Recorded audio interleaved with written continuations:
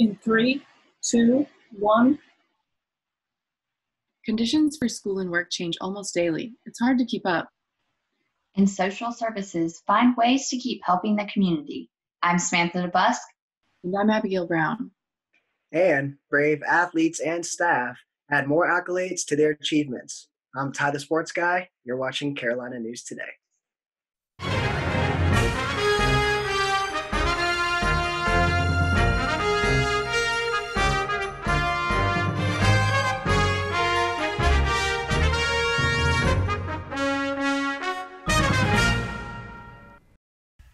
Hello, Brave Nation. As you all know by now, Governor Roy Cooper issued shelter-in-place orders for all North Carolina residents this week because of COVID-19. In these stressful times, health officials are now saying that a mental health crisis lies in the wake of the pandemic. The CDC warns that symptoms could be triggered or worsen in those suffering from mental illness. So now, more than ever, it's important to practice self-care, especially if you suffer from a mental health condition, as I do. The National Alliance on Mental Health has posted coping strategies on their website. Some of these include meditation, turning off the news, going for a walk, and reaching out to a friend or a loved one. As someone that suffers from OCD, I know these are difficult times. So take care of yourself and each other. And remember, in the words of my favorite band, the Avett Brothers, we're all in this together. For Carolina News Today, I'm Brian Pittman. While COVID-19 has created restrictions to resources that aid people who suffer from anxiety, depression, and other mental health issues, CAPS has made the proper adjustments to remain open for those still in need. So previously, our first point of connection was offered through what we call a triage appointment. That was a face-to-face appointment with a counselor to determine your needs. We're still offering those appointments. However, we ask that you give our front office a call to schedule the triage appointment rather than just doing it as a drop-in. Now, it'll take a little bit longer because the information that you would have filled out at our kiosk will now be taken from you by the counselor that you're speaking with. And at the end of that triage appointment, you'll get a recommendation. And the recommendation will be based on our understanding of your needs and the best, most appropriate ways we believe we can help meet those needs. So for most of you, that's going to result in a distance counseling appointment where you'll do your full intake, either over the phone or via WebEx with one of our counselors. CAPS isn't the only mental health service making accommodations due to the pandemic. The General Service Office for Alcoholics Anonymous has issued guidelines for local meetings to follow that attendees and hosts can practice to remain safe while gathering for their regular meetings. Alternatives to in-person meetings, such as virtual chats via Google Hangouts, Zoom, and other platforms have been encouraged in accordance with social distancing requirements. While each local meeting is not required to follow these guidelines, organizations are taking into account the capabilities of attendees. There are still ongoing meetings in Bladen, Cumberland, and Robeson County. The North Carolina Judicial Branch says courts remain open to victims of domestic violence. All will have access to the courts and protective orders will continue to be processed. Of course, anyone who is in immediate danger should call 911, but other victims can visit the North Carolina Courts website for instructions on how to get a protection order under the helps topics. Thousands of other kinds of court cases are being postponed statewide in order to reduce transmission of the coronavirus. Officials are notifying the respective parties and their attorneys of new hearing and trial dates as they try to protect court employees who must still interact with the public. If you have court business, you are urged to visit your courthouse website first to determine if your problem can be handled online or by phone. After we finished producing our episode last week, we learned that all spring classes at UNCP can now be changed to pass-fail at the end of the semester if students don't like their final course grade. This means any passing grade won't hurt the student's GPA, although it also won't help a GPA, so some students might need letter grades. Students who get good grades despite all the challenges posed by the pandemic can keep their letter grades, but there will be no dean's list or honor roll published for spring. Additionally, we learned on Thursday that the period for dropping a class with a W has been extended for the whole semester, so in reality, no student has to take an F. The pass-fail option really could be described as pass-withdrew, because presumably no one would choose the F at the end of the semester when they're allowed to take the W, if that makes sense. We also learned that undergraduate spring commencement will be moved from May to August 8th. No word yet on whether that will be inside with air conditioning or outside. Usually undergrad Spring commencement is held on the quad on a Saturday morning at the end of finals week. August 8th is at the end of summer session 2. We also learned that all face-to-face summer classes have been canceled, but at least they made that decision before registration started. Registration for summer and fall classes starts this coming Monday morning. The university was sad to announce this week the passing of local artist Gloria Tara Lowry, who designed the Braves head logo that we're all familiar with. What you might not know is that one design element of the university's ceremonial mace is based on a pine needle basket by Lowry. She was 75 years old and lived in Lumberton. She was an art educator with bachelor's and master's degrees from UNCP. Some of her paintings are featured in the museum in Old Main. A 19-year-old UNCP student was killed in a single-vehicle car wreck Sunday morning in Columbus County. Grace Elizabeth McGritt of Chadbourn was driving and lost control of the vehicle around 1 o'clock in the morning. A passenger in the vehicle was hospitalized with injuries but has since been released. Police say neither speed nor alcohol were factors in the accident, but the victims were not wearing seatbelts. Simone Spencer from UNCP's Student Government Association has been elected Senior Vice President of the whole UNC System Student Government, known as ASG, the Association of Student Governments. They have delegates selected from each of the 17 system campuses. Normally, she would be sworn in at a Board of Governors meeting in May, but that's probably going to happen online now. Hey everyone, it's Mason here, Associate Producer for CNT. Just want to give you a quick update on some of the local stores in your area, Walmart, Food Lion, and what they're doing to prepare for the COVID-19 virus. If you're wondering, are they stocked up and is tissue, water, and meat available? I've been inside these stores. Take a look. Empty shelves were not uncommon on most of my visits to some of these stores. Some of the most requested products were tissue, water, and bread. Nearly every store I visited was sparse in these items. Some stores limiting the amount of bread, water, and even tissue customers can buy. Now, most of these stores have posted signs notifying customers of hour changes to accommodate their associates. Government officials such as North Carolina's Roy Cooper has warned consumers not to panic buy, and even the associates, as these stores are being restocked and cleaned daily. For WNCP-TV, I'm Mason Miller. So now, we're taking another step to help families. Today, I've signed an executive order to prohibit utilities from shutting off service to people who are unable to pay. This action is particularly important since tomorrow is the first of the month, and I know that that's a date that many families fear when they can't make ends meet. Today's action orders that electric, gas, water, and wastewater services cannot be shut off for the next 60 days. Telecommunications companies that provide phone, cable, and internet services are strongly urged to follow these same rules. This order also encourages banks not to charge customers overdraft fees, late fees, and other penalties. The order is in effect for 60 days, and we'll be able to reevaluate where we are in the arc of this pandemic to determine if protections are needed longer than that. Daniel Robinson's father is from New Jersey, and his initial reason for leaving was to join his daughter for a White House visit in late February. And then after that, he'd spend a few days with her here in Raleigh. Well, that turned into a month when coronavirus hit the Northeast. Things started getting really very strange, and I felt that it might be better to stay in North Carolina with my daughter. Douglas Salters escaping the COVID-19 outbreak in his native Jersey City. According to Hudson County Department of Health, there's more than 2,200 cases and more than 40 deaths since the state's first case March 4th. The 17-year-old retiree has asthma and didn't want to take any chances going back. I just felt like it was not the best place to be. But now the pandemic is here in North Carolina and spreading since March 3rd. Salters has been in quarantine with his daughter Danielle in Raleigh. The extended stay creating a deeper father-daughter bond with some funny adjustments. I'm cooking dinner and he does the dishes, and then he puts the pots on the shelf with the dinner plates, and I'm like, well, Dad, where's the pot? Where's the spoon? Where's the bowl? I don't know where it is. We're not driving each other nuts and arguing over who's going to watch what on Netflix or on TV. It's been, for me, it's been really good. Are you prepared to stay here another month? Hey, Tim, what you doing here, man? What you doing here, man? I survived the first World Trade Center bombing, then 9/11, Sandy, and I always felt that I was part of my own community. This thing here has me totally confused.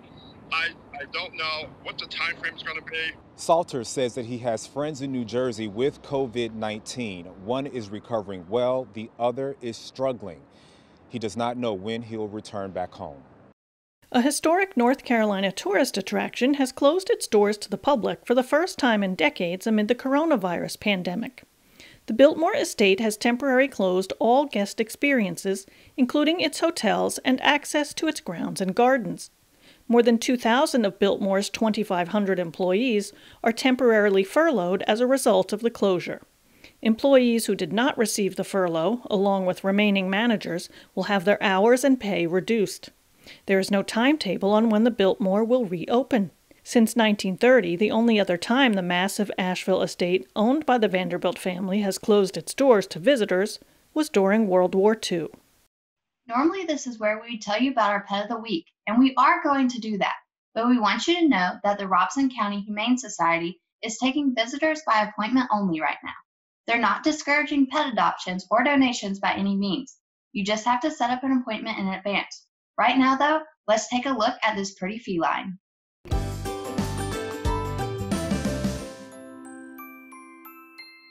So this is EJ, and EJ is a domestic long-hair. He has pretty green eyes, and as you can see, he's a handsome boy. He's a very cute boy. He was owner surrendered due to the fact that they found him in their vents under their home, and they couldn't have cats, they couldn't have pets. But somehow he got in the heating vent in their house. So they brought him to us. He's about roughly 3 months old. He's had all his shots, he's dewormed. He's a healthy, cute boy. He'll make a great kitty pet for anyone. He has no medical issues.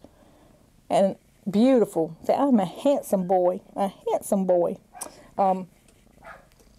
He's been here about a month. He's been here a month. Hopefully he'll go home. We don't spay or neuter till they're 6 months old. Hopefully he goes home before then, but he'll go home with a voucher towards his neuter. Otherwise, of course, if he's here 6 months, he will be neutered before he goes home. Loves to play. He likes to, his cage mates that are on the either side of him, he likes to steal their toys. He likes to play with they have little, we have little string toys that hang from their cage. He likes to bat at theirs. A typical feisty kitty. But he's also sweet and loving. And yes, he's chewing on my finger right now, but he's not hurting me. He's just playing. So if someone's interested in EJ, they can contact us here at 3180 West 5th Street, Lumberton, which is the Humane Society location. They can email us at rchsfriendsforlife@gmail.com. They can also give us a call at 910-738-8282, and we'll be happy to send them an application through email that way.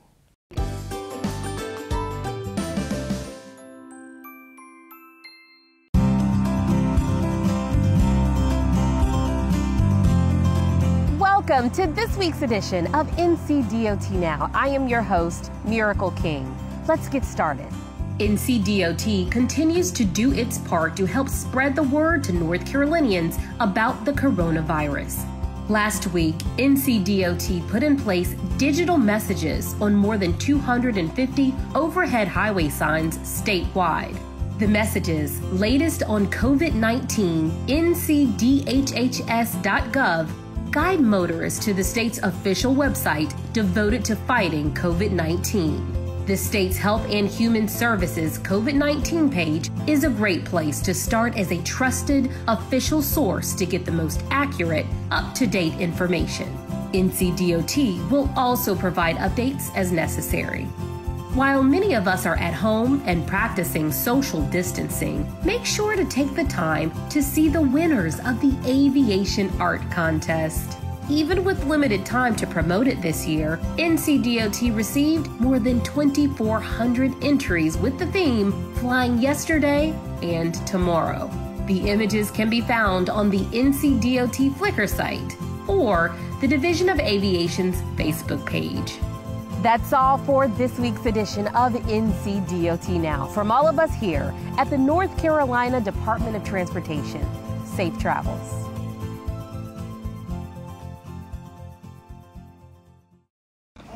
Hey Brave Nation, this is Drew Richards, your head men's basketball coach, and my son Knox and daughter Benton. We want to say from our family, we are thinking of you all and hope everyone is staying safe and healthy. There is no doubt once everyone is back, Brave Nation will be stronger than ever. You say go Braves? Go Braves! How do athletes stay active when isolated? And what's going on in Brave Athletics? Ty the Sports Guy will give you the inside scoop.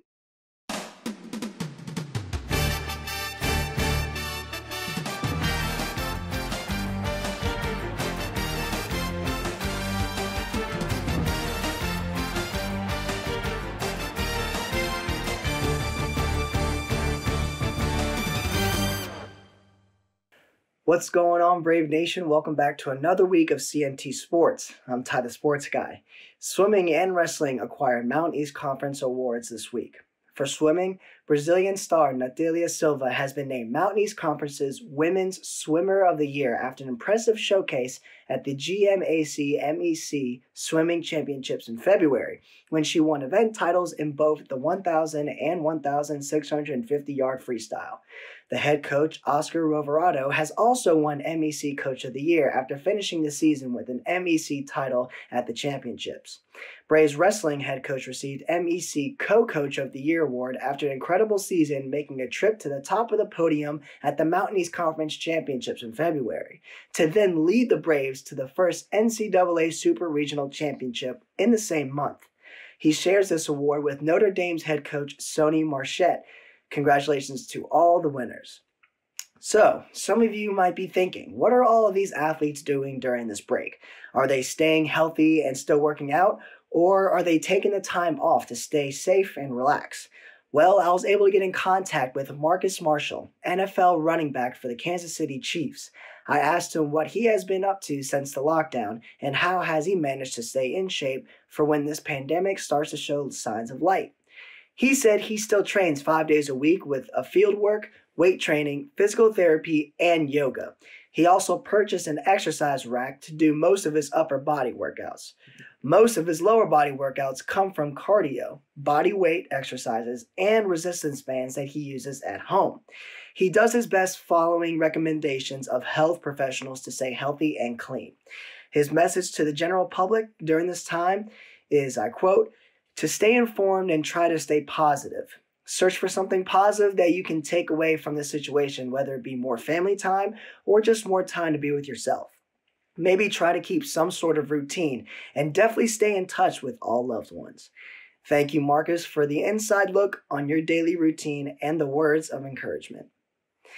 So what can the athletically minded among us do under the new state guidelines requiring only essential business and essential travel?